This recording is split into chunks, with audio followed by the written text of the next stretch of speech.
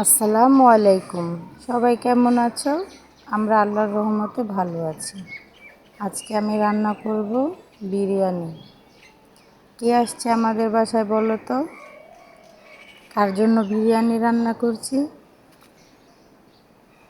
তোমরা দেখি বলতে পারো কি না। আজকে হচ্ছে আমি প্যাকেট মশলা আর ঘরে থাকা মশলা দিয়ে বিরিয়ানি রান্না করব। প্রথমে হচ্ছে আদা বাটা দিয়ে দিলাম, তারপর ধনিয়ার ফাঁকি, তারপর হচ্ছে মরিচের গুঁড়া। আমরা একটু বিরিয়ানি ঝাল ঝাল খাই, তাই একটু মরিচটা আমরা বেশি দিলাম। তোমরা যে যেরকম খাও সেরকম দিতে পারো। তারপর হচ্ছে প্যাকেট মশলা দিয়ে দিলাম। আমি হচ্ছে পেঁয়াজ বেরেস্তা করে রেখেছি, ওই বেরেস্তাটাও দিয়ে দিলাম। তারপরে এই যে তেল দিলাম, এইটা দেওয়ার আগে আমি হচ্ছে আবার পেঁয়াজ বেরেস্তা করে রেখেছিলাম যে ওই তেলটাও দিয়ে দিয়েছি, তার জন্য এখানে অল্প দিয়েছি।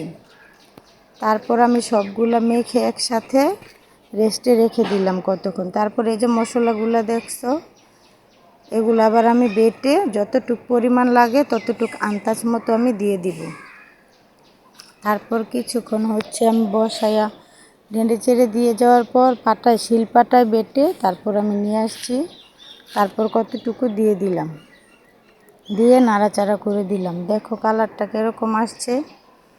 তারপর হচ্ছে সিদ্ধ হয়ে আসছে তরকারিটা। তারপর আমি হচ্ছে আলু ছাড়া আমাদের বিরিয়ানি চলেই না, আলু লাগবে বিরিয়ানিতে, সবার পছন্দ আলু। তারপর কাঁচামরিচ আর আলুগুলো দিয়ে নেড়ে চেড়ে কিছুক্ষণ কষিয়ে তারপর নামিয়ে নেব।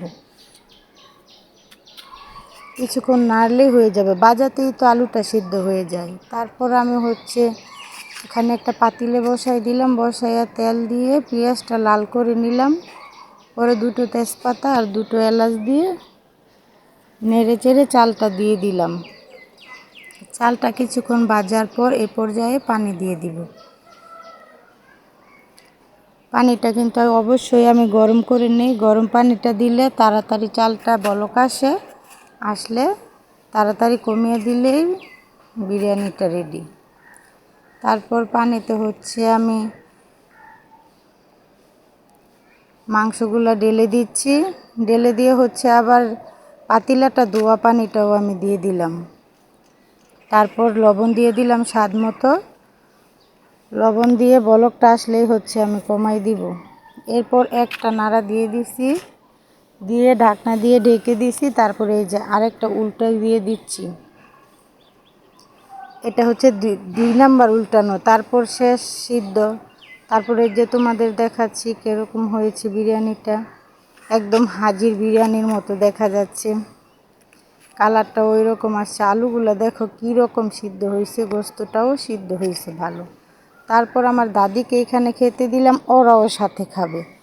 পরে আমার দাদি বলতেছে থাক খাক আমার সাথে, দুই একটা খেলে তো ওদের পেটে যাবে। তারপর হচ্ছে আমার বোনের ছেলে হচ্ছে আমার ছেলেকে খাওয়াই দিচ্ছে, বলতেছে ভাইয়া নেও নাও, আমার ছেলে তো খাবে না, ও ওর বড় মাকে খাওয়াই দিবে।